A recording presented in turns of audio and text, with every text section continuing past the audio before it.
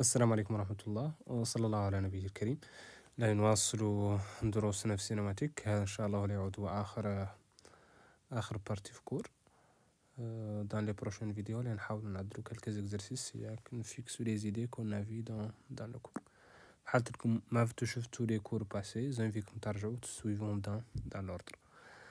في les vidéos passées تكلمنا عن la cinématique بصفة عامة, تكلمنا عن le mouvement, les types de mouvements, les trajectoires, les équations horaires, le mouvement rectiligne uniforme, le mouvement rectiligne uniformément varié. تكلمنا عن beaucoup de notions تقدروا ترجعوا لهم في حالتكم ما فتوا شفتوا. Donc هذه la dernière partie اللي نتكلموا عن ce qu'on appelle le repère de Freinet ou la notion d'accélération tangentielle et l'accélération normale. Ça sont des notions نشوفوهم ياسرين, surtout si on va entamer la partie dynamique, si on va appliquer la RFD. Vous allez constater que si on fait des projections, on va dire toujours l'accélération tangentielle et l'accélération normale. C'est quoi l'accélération tangentielle et c'est quoi l'accélération normale? Avant de répondre à cette question, il faut répondre à une autre question. C'est quoi la tangente et c'est quoi la normale? Alors, le repère de Freinet, c'est un repère tout simplement d'origine un point de la trajectoire. Donc, le repère, il varie حسب le point de la trajectoire. C'est pli adapté. Le repère de Freinet, c'est un repère qui est pli adapté au mouvement. Une minute. Donc, c'est un repère qui est adapté au mouvement circulaire ou bien des mouvements curvilignes d'une façon générale. On n'utilise pas le repère de Freinet dans le cas d'un mouvement rectiligne. Ça, on ne le fait pas. Donc, on n'utilise pas le repère de Freinet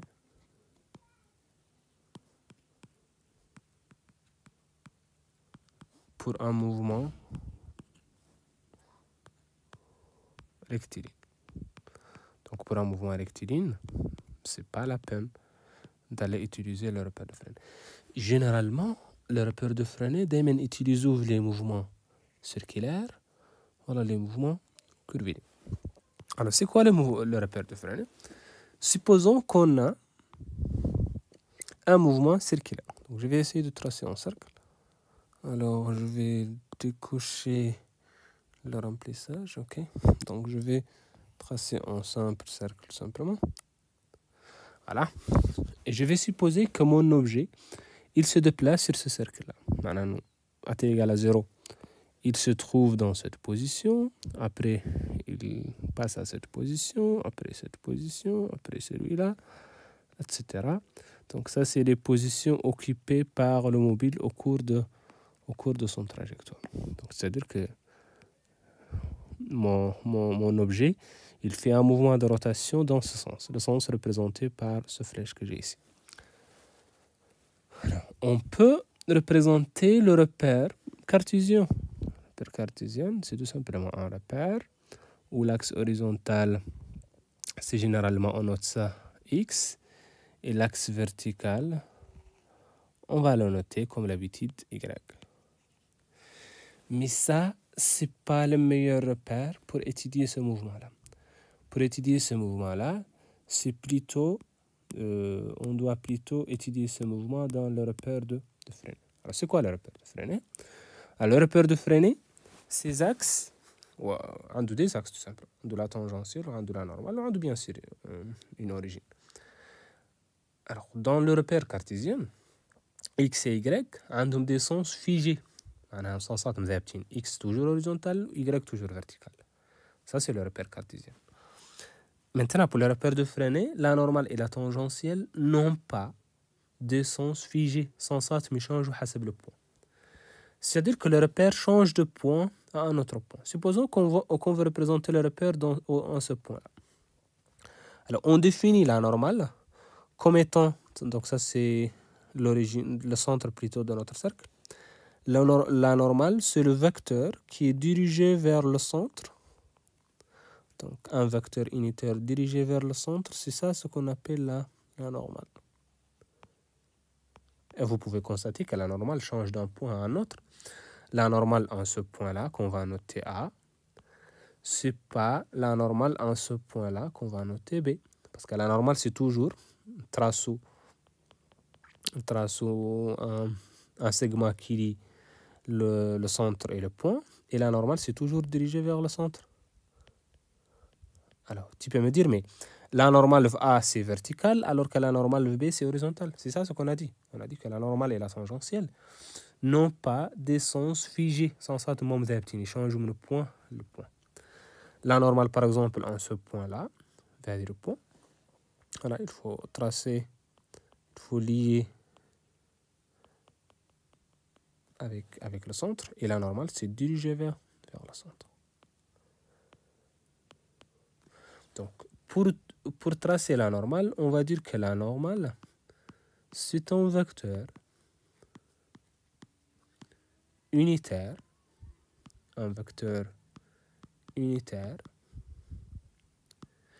qui est dirigé vers le centre,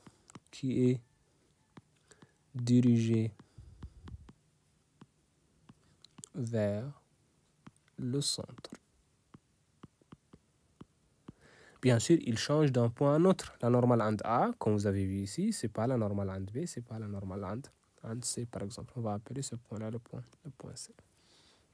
Donc, il change d'un point A à un autre. Maintenant, il reste un autre vecteur à représenter, c'est la tangentielle. La tangentielle aussi, c'est un vecteur unitaire, mais c'est un vecteur qui est tout simplement perpendiculaire à la normale. Il y a qu'à représenter le repère de Freinet, il faut toujours commencer avec la normale, parce que la normale est très simple. Tu قيس le point, tu traces عند vecteur قيس le centre. طبعا يعطيك تعود فت عرفت le centre منين. Une fois عدلتها, tracé la normale, la tangentielle, c'est tout simplement T, tangentielle, c'est un vecteur unitaire, bien sûr. Si on dit unitaire, c'est-à-dire que sa norme est égale à. C'est un vecteur unitaire qui est dirigé vers comment? Qui est perpendiculaire à la normale. La normale. تقول لي perpendiculaire à la normale. Supposons قلت لك تراسي لي la tangentielle عند انت تعرف انه perpendiculaire على la normale, تقول لي نقدر représenter comme ça. Donc ça c'est un vecteur qui est perpendiculaire على n. ونقدر représenter في l'autre sens. أيهم صالح؟ الصالح على la tangentielle. C'est un vecteur فعلا perpendiculaire sur la normale, mais dirigé dans le sens du mouvement. Dirigé dans le sens du mouvement.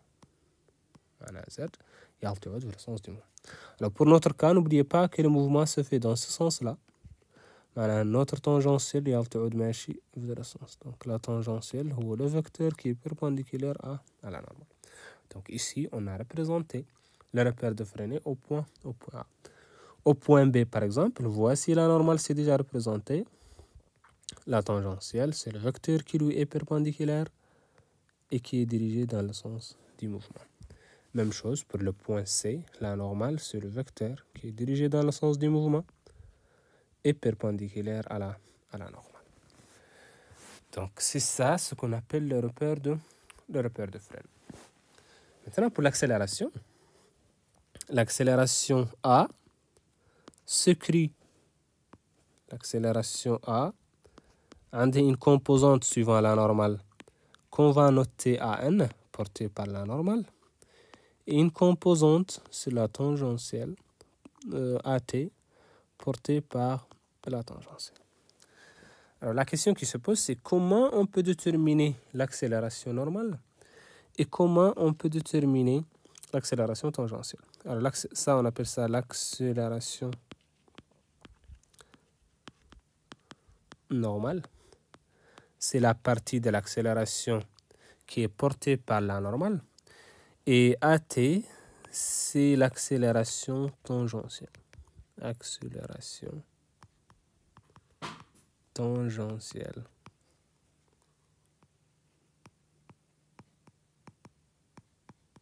OK? Donc l'accélération normale, c'est la partie, voilà, la composante de l'accélération qui est portée par la normale. Et AT, c'est l'accélération tangentielle, c'est-à-dire la partie de l'accélération qui est portée par la tangente. Alors, comment on détermine l'accélération normale? L'accélération normale a une formule connue. C'est que l'accélération normale, c'est la vitesse au carré divisé par le rayon. Donc, c'est v au carré divisé par... Avec v, c'est la vitesse. Bien sûr, 1 mètre par seconde. Et r, c'est le rayon. Et bien sûr, l'unité, c'est la mètre. Mais tu peux dire v, c'est quel v? Donc, si on veut représenter l'accélération normale au point A, c'est-à-dire la vitesse, elle est VA. Parce que l'accélération normale change حسب le point. L'accélération normale en A, ce n'est pas l'accélération normale en B, ce n'est pas l'accélération normale en C. Parce que la normale en A, ce n'est pas la normale en B, ce n'est pas la normale en C. Donc l'accélération normale au point A, par exemple, l'accélération normale, là, est tout simplement la vitesse au point A au carré divisé par le rayon. Normalement, on doit dire aussi le rayon au point A. Mais puisque le mouvement est circulaire, c'est-à-dire que tous les points ont le même rayon, معناها le rayon قاعد ثابت بالنسبة RA là هو RB là هو RC. في un autre mouvement مثلا curviligne, tu peux trouver que RA c'est différent de RB, c'est différent de RC. Donc ça c'est l'accélération normale au point A. Comment on va déterminer la vitesse en A? Ça c'est autre chose. Il faut avoir suffisamment de données pour trouver la valeur de la vitesse au point A. Au point B par exemple, au point B, l'accélération normale au point B, c'est égal à la vitesse au point B au carré divisé par le rayon. Maintenant, si le mouvement est uniforme, c'est-à-dire que si VA est égal à VB, c'est-à-dire que l'accélération normale au point A, c'est égal à l'accélération normale au point B. Dans ce cas, on a la même valeur en A et en B. Mais c'est juste un cas particulier. Maintenant, pour l'accélération tangentielle. L'accélération tangentielle a une expression, c'est que AT, c'est la dérivée de la vitesse par rapport au temps. L'accélération tangentielle, c'est la dérivée de la norme de la vitesse. Ce n'est pas la dérivée du vecteur vitesse. C'est la dérivée de la norme de la vitesse. معناها هي تجبر l'accélération tangentielle, tu dois tout simplement trouver l'expression de V, trouver l'expression de V liée à la vitesse. Et après, tu dois dériver la vitesse par rapport au temps. Et comme ça, tu vas trouver l'expression de l'accélération tangentielle. Donc l'accélération tangentielle, c'est tout simplement la dérivée de la vitesse par rapport à la dérivée. Ça, ce n'est pas le vecteur vitesse, je répète. Ça, c'est la norme de la vitesse. La dérivée de la norme de la vitesse par rapport au temps, il nous donne l'accélération tangentielle. Maintenant, quelques remarques importantes. Quelques remarques.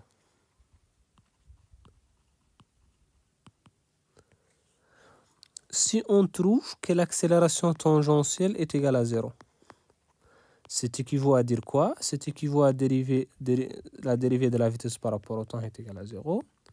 C'est équivaut à dire que la vitesse est égale à constante. C'est équivaut à dire que le mouvement est uniforme. Donc, pour un mouvement uniforme, pas d'accélération tangentielle. L'accélération tangentielle est égale à 0. Donc ça, c'est une remarque très importante. Si on démontre que l'accélération tangentielle est nulle, c'est comme si on a dit que la vitesse est constante. C'est comme si on a dit que le mouvement est uniforme. Ça, c'est la première remarque. La deuxième remarque, à votre avis, l'accélération normale, quand est-ce qu'on peut trouver une accélération normale est égale à 0? Alors, tu peux me dire, mais l'accélération normale ne peut pas être égale à 0, parce que l'accélération normale, c'est la vitesse sur le rayon. La vitesse, c'est pas 0, parce que si la vitesse est égale à 0, l'objet va être حرك. On est sûr que la vitesse est différente de 0, et le rayon aussi est différent de 0.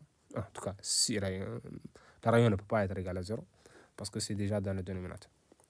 Le seul mouvement où l'accélération normale est nulle, le seul mouvement où l'accélération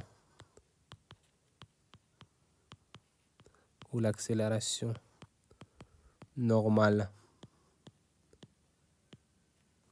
est nulle, c'est le mouvement rectiligne. C'est le mouvement rectiligne.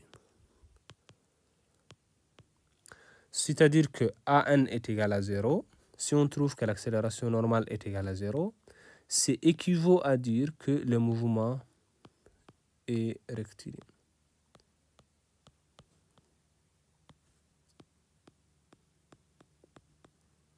OK?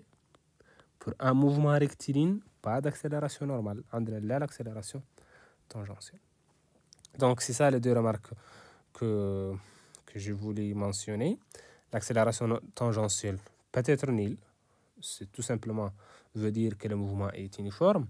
Et l'accélération normale aussi peut être nulle. C'est seulement dans le cas d'un mouvement rectiligne. Pour n'importe quel mouvement qui n'est pas rectiligne, l'accélération normale est toujours différente de 0.